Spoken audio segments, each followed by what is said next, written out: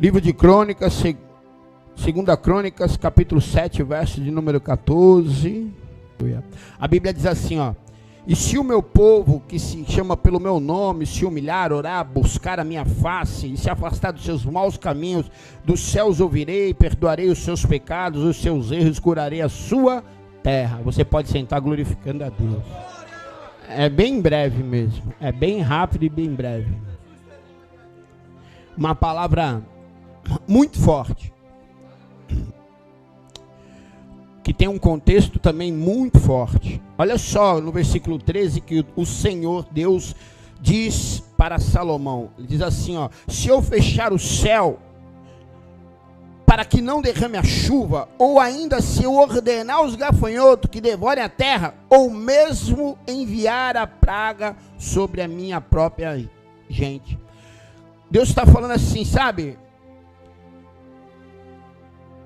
Como no livro de Isaías, capítulo de número 45, verso de número 7, Deus está dizendo assim: eu, Senhor, eu criei o céu, e eu também criei as trevas. Eu, o Senhor, causo a paz na tua vida, mas eu, o Senhor, também causo a desgraça, porque eu, o Senhor, faço todas as coisas. Ele está dizendo a mesma coisa para Salomão nesse exato momento. E aí ele vai dizer assim: se o meu povo me buscar, orar, se humilhar,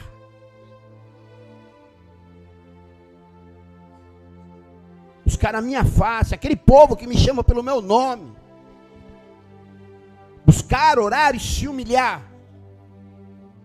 eu mesmo ouvirei, perdoarei os seus pecados e sararei a sua terra. Eu mesmo ouvi. A Bíblia vai dizer que os ouvidos de Deus não estão tampados para que não nos escute, e a mão de Deus também não está curvada para que não te abençoe. Por isso que muitas vezes, eu e você, nós precisamos ter, ouviu o Luan falar de relacionamento, você precisa ter um relacionamento com Deus. Deus sabe de todas as coisas, Ele é onipotente, onipresente, onisciente. Mas muitas vezes Ele quer escutar da nossa boca aquilo que exatamente eu preciso, aquilo onde mais eu errei também. Porque quando eu erro, a primeira pessoa que eu falo é Deus. Eu falo: Deus, me perdoa, Senhor, porque exatamente assim, Tu sabe de todas as coisas, eu fiz, falei, e já foi, Senhor. Sabe, com muita simplicidade, porque com amigo você tem intimidade, e quando você tem intimidade, você não precisa ficar falando xarabadaia, não, é simples assim, é muita simplicidade. Que sejam poucas as tuas palavras perante Deus, isso é bíblico. Então eu vou exatamente onde eu falei, eu falo com o Senhor dessa maneira. É assim que eu falo com o Senhor há muitos anos, com muita intimidade, com muita autoridade. Eu estava nesse culto inteiro, eu senti a presença de Deus. Eu senti a presença de Deus quando o Belarmino falou. Eu senti a presença de Deus no coral. Eu senti a presença de Deus quando o Roberto trouxe a palavra inicial. Eu sinto a presença de Deus a todo momento. Eu senti a presença de Deus quando a Samanta estava louvando.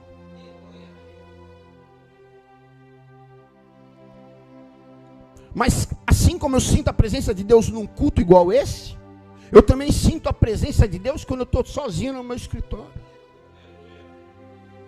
Porque o mesmo Deus que está aqui, Ele está lá na tua casa. O mesmo Deus que está lá na tua casa, Ele está na tua oficina, no teu local de trabalho.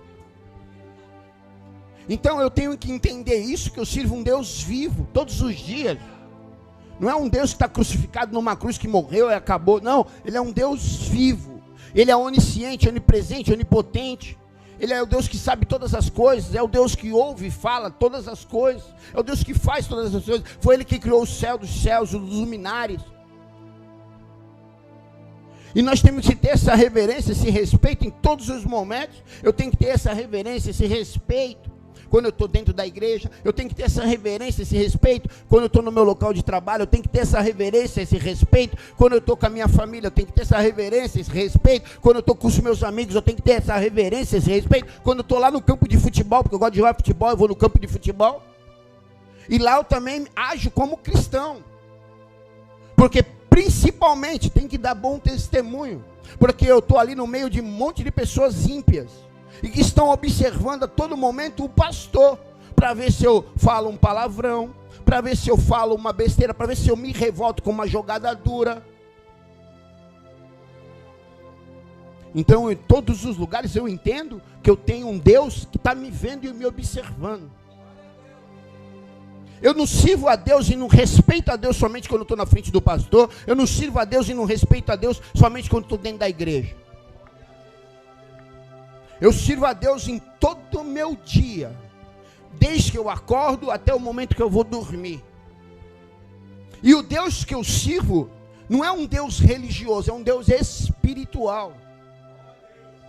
Um Deus que me conhece, me fez exatamente como eu sou. E Ele me aceita e me entende exatamente assim como eu sou.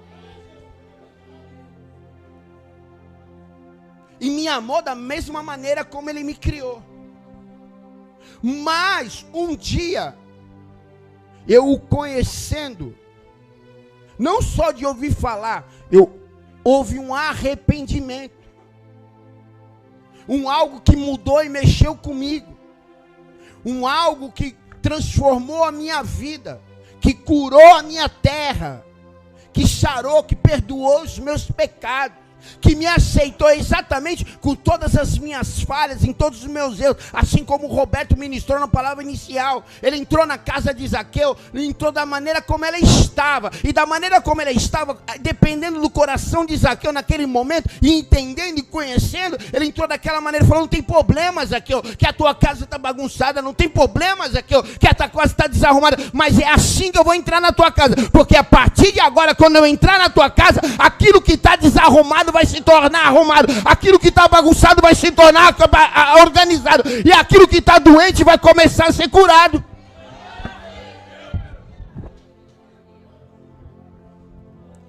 Mas quando Zaqueu escutou, falou: vem aquele que fez milagre, vem aquele que ressuscitou, vem aquele por aí que multiplicou pão, vem aquele que fez tantas pessoas curarem das suas enfermidades. Ele não hesitou, e naquele momento, ele se arrependeu de tudo que ele tinha feito. Exatamente isso: se o meu povo me buscar, me orar, se humilhar, eu mesmo virei.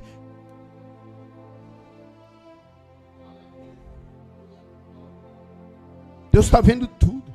Mas tem uma palavra que é uma consoante e uma vogal, que é uma ponte atenuante entre eu e Deus todo momento, que é o si.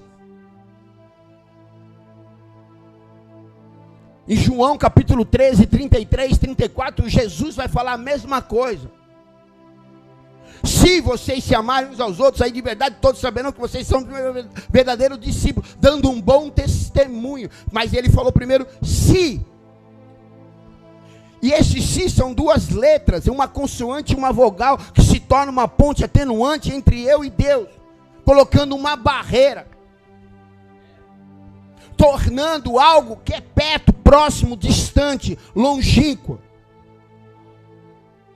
me distanciando do meu milagre, me distanciando todo momento da minha cura, me distanciando todo momento da minha libertação. Então a todo momento eu tenho que fazer uma escolha de vida. A todo momento eu tenho que tomar uma decisão. Todos os dias eu tenho que erguer a minha voz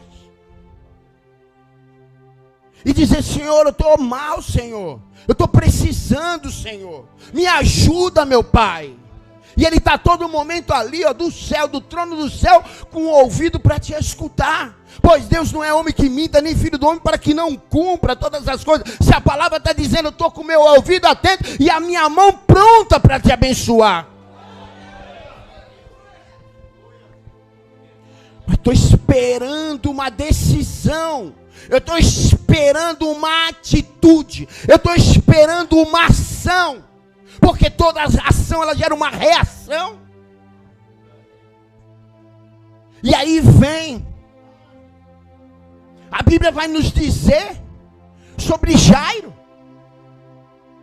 Sua filha está doente. Ele abandona a casa. Porque sabe, escutou, viu, investigou. Porque ele era um dos fariseus. E fariseu andava no meio da multidão, investigando, perseguindo Jesus, para saber se tudo aquilo que ele fazia era verdade, se ele ia cometer algum erro, um pecado, se ele iria contra a lei a todo momento. Então Jairo conhecia, não só de ouvir, mas de investigar a Jesus. Mas quando dentro da casa dele há algo de errado com a sua filha, e filha significa a nossa prosperidade, nossa herança, o nosso bem maior, Jairo fala assim, sabe, eu até tentei, da maneira como vocês estão me dizendo, sabe, muitas vezes escutamos as pessoas, escutamos amigos, e vemos no WhatsApp, vemos na televisão, vamos lá no Google, fizemos de todas as maneiras do nosso meio, com as nossas mãos, mas Jairo nesse momento ele fala assim, sabe, eu tenho acesso e tenho grana, porque dinheiro também dá acesso, mas ele tem autoridade, então ele tem liberdade. Ele conhecia médico, ele tinha acesso ao palácio, porque o Jairo era chefe de sinagoga tem direito a entrar no palácio, ele tem acesso com os reis, com os melhores curandeiros, com os melhores médicos da época. Então, conjecturando, eu creio que ele já tinha tentado tudo. E quantas vezes eu e você já tentou de tudo com as nossas mãos?